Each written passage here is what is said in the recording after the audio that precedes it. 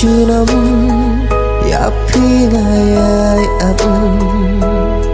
tang mar wei hang ne ya ga phi shu e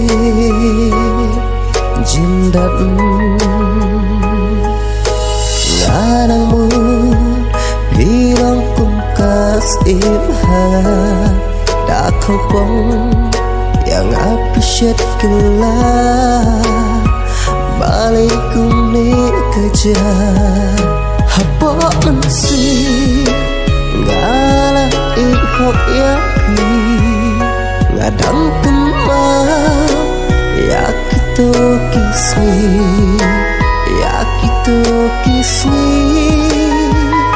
ngaklem pot berkat balik kuni kerja kendut kensan peach ngai na peach ngai na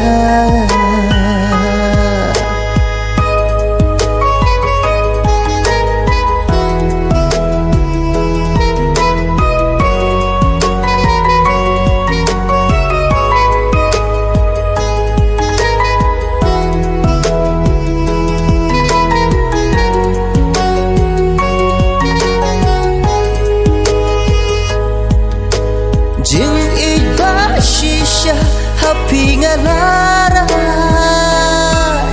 ya klempoi berkat jing imkan ne hajim kusnai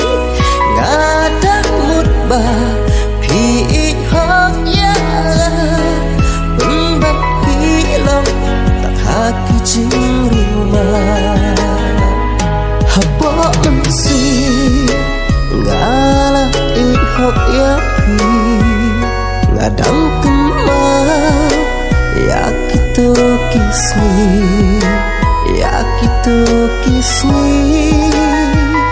ngaklem pot berkat balik kuni kerja kendit kensan peach ngai na peach ngai na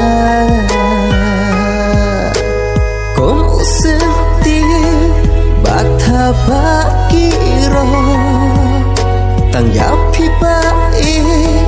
ngala chit nang ko ngaklem poi berkat jing ik badala kune kaja na do osta pi klem pia tu ya ngaklem poi berkat jing ik badala kune kaja na do osta